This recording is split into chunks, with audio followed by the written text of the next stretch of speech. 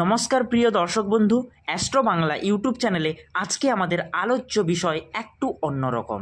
আজকে আমরা জানব যে কোন তীর্থে হবে ঈশ্বর লাভ, অর্থাৎ ভারতের এমন কিছু তীর্থক্ষেত্র আছে যেখানে আপনারা গেলে আপনাদের ঈশ্বর লাভ হতে পারে।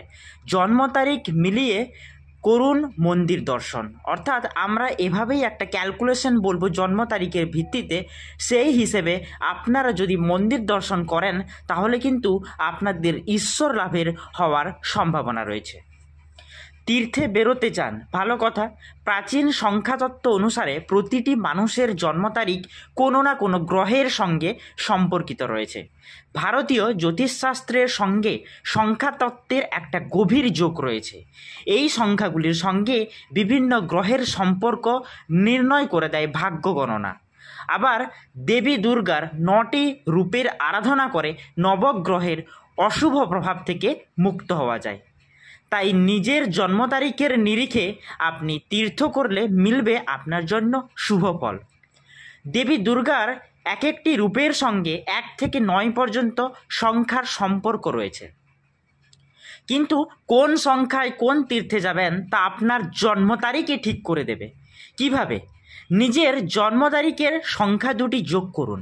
মনে করুন আপনার জন্ম তারিখ হলো 23, এটা আমার কথা বলছি, তো সেক্ষেত্রে 2 + 3 বা 5 হলো আপনার তীর্থস্থান। এখন দেখে নিতে হবে 5-এ কোন তীর্থ রয়েছে।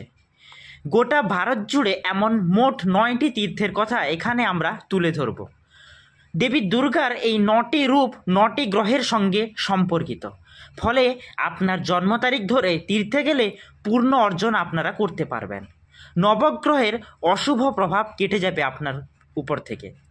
ঈশ্বরের আশীর্বাদ লাভ এবং আধ্যাত্মিক শক্তি আগের তুলনায় অনেকটাই উন্নত হবে। কোন কোন পবিত্র স্থানে যাবেন তা আমরা পুরো ভিডিওটিতে আলোচনা করব। তার আগেই আমি সমস্ত দর্শক বন্ধুর কাছে অনুরোধ করব আমাদের ভিডিওটি পুরো দেখার জন্য, এবং ভিডিওটিতে একটি লাইক করে চ্যানেলটি সাবস্ক্রাইব করে পাশে থাকা বেল আইকনটি প্রেস করে দিবেন, যাতে সবার প্রথমে ভিডিওর নোটিফিকেশন আপনার কাছে চলে আসে। আর ভগবান মহাদেবের আশীর্বাদ পেতে হর হর মহাদেব অবশ্যই কমেন্ট করে যাবেন। তো আজকে দেবী দুর্গার ওই 9টি মন্দির বা 9টি রূপের মাধ্যমে আমরা ভারতের বিভিন্ন স্থানে 9টি মন্দিরের কথা তুলে ধরব পুরো ভিডিওটিতে। তো পুরো ভিডিওটি আপনারা প্রথম থেকে স্কিপ না করে দেখুন। প্রথমে 1 নম্বরে যে মন্দিরটি রয়েছে সেটি রয়েছে অসমে। মন্দিরটির নাম হলো কামাখ্যা মন্দির। আপনার জন্ম তারিখ যদি 1, 10, 19 এবং 28 হয় তাহলে কিন্তু আপনি এই 1 নম্বর মন্দির তথা কামাখ্যা মন্দিরটি দর্শন করুন। গ্রহ দেবতা হলো সূর্য। গৌহাটির কামাখ্যা মন্দির পরিদর্শন করুন। জুন মাসের অম্বুবাচী মেলা এবং নবরাত্রিতে ভ্রমণ করলে আপনাদের জন্য কিন্তু শুভ ফল দিবে বলে মনে করা হচ্ছে। দ্বিতীয় যে মন্দিরটি রয়েছে সেটি জম্মু এবং কাশ্মীরে অবস্থিত মাতা বৈষ্ণো দেবী মন্দির। আপনার জন্ম তারিখ যদি 2, 11, 20 এবং 19 এবং গ্রহ হলো চন্দ্র, এবং চৈত্র নবরাত্রিতে এই তীর্থে বেরিয়ে পড়ুন, এবং এই তীর্থ ভ্রমণে পারিবারিক জীবনে সমৃদ্ধি আসে, মানসিক শান্তি আসে। অর্থাৎ আপনার জন্ম তারিখ যদি 2, 11, 20 কিংবা 29 তারিখে হয় তাহলে আপনার গ্রহ দেবতা চন্দ্র দ্বারা সন্তুষ্ট হবে, এবং আপনি যদি তীর্থ করতে বা কোনো মন্দিরে যেতে চান যেখানে আপনারা ঈশ্বর লাভ করবেন তাহলে ওটা হলো জম্মু কাশ্মীরের মাতা বৈষ্ণো দেবীর মন্দির, যেটা আমাদের লিস্টে 2 নম্বরে রয়েছে। এবার জানবো লিস্টে 3 নম্বরে যেটি রয়েছে সেটি উত্তরপ্রদেশে অবস্থিত বিন্ধ্যবাসিনী দেবী মন্দির। আপনার জন্ম তারিখ যদি 3, 12, 21 এবং 30 তারিখের মধ্যে হয়ে থাকে তাহলে কিন্তু এগুলার সামেশন অর্থাৎ যোগফল 3 হয়, যা আমাদের লিস্টে 3 নম্বর মন্দির উত্তরপ্রদেশে বিন্ধ্যবাসিনী দেবী মন্দির, এবং গ্রহ দেবতা বৃহস্পতি যা আপনাদের দ্বারা সন্তুষ্ট হবে, এবং 51 শক্তিপীঠের অন্যতম তীর্থবিদ্যা বা তীর্থ বিন্ধ্যবাসিনী মন্দির হলো এই মন্দিরটি। নবরাত্রি এবং ভাদরবী পূর্ণিমা তীর্থ করলে বা তীর্থ করার জন্য এটা যথেষ্ট সেরা সময়। চতুর্থ লিস্টে যেটা আমরা দেখতে পাচ্ছি ওটা হলো হরিদ্বারের চণ্ডী দেবী মন্দির। আপনার জন্ম তারিখ যদি 4, 13, 22 কিংবা 31 হয় এবং গ্রহ দেবতা তাহলে আপনার অবশ্যই রাহু হবে।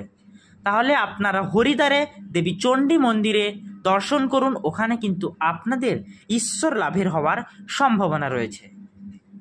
জীবনে নেতিবাচক শক্তির প্রভাব মুক্ত হতে নীল পর্বতের চূড়ায় অবস্থিত এই মন্দিরটিতে ঘুরে আসুন। নবরাত্রি এবং চৈত্র পূর্ণিমা তীর্থের সেরা সময় বলে মনে করা হচ্ছে। লিস্টের পঞ্চম অর্থাৎ 5 নম্বরে যে মন্দিরটি রয়েছে সেটি হরিদ্বারে অবস্থিত মনসা দেবী মন্দির। জন্ম তারিখ যদি আপনার 5, 14 কিংবা 23 হয় এবং গ্রহ দেবতা হবে তাহলে আপনার বুধ। তাই বুধ গ্রহকে সন্তুষ্ট করতে এবং ঈশ্বর লাভের জন্য আপনারা অবশ্যই হরিদ্বারে মনসা দেবীর মন্দির ভ্রমণ করে আসুন এবং পুজো দিয়ে আসুন, তাহলে কিন্তু আপনাদের ঈশ্বর লাভের একটা সম্ভাবনা রয়েছে। হরিদ্বারে অবস্থিত 3টি সিদ্ধপীঠের একটি মনসা দেবী মন্দির। দেবীর আশীর্বাদ পেতে জন্ম তারিখ মিলিয়ে এই মন্দিরে অবশ্যই ঘুরে আসুন। 6 নম্বর লিস্টে রয়েছে যেই মন্দিরটি সেটি হলো কর্ণাটকে অবস্থিত চামুণ্ডেশ্বরী দেবী মন্দির। আপনার জন্ম তারিখ যদি 6, 15 এবং 24 হয় তাহলে আপনার গ্রহ দেবতা শুক্রকে সন্তুষ্ট করতে আপনি কর্ণাটকে দেবী চামুণ্ডেশ্বরী মন্দিরে একবার ভ্রমণ করে আসুন। মহীশূরের একটি বিখ্যাত মন্দির হলো চামুণ্ডেশ্বরী, যা কর্ণাটক স্টেটে অবস্থিত।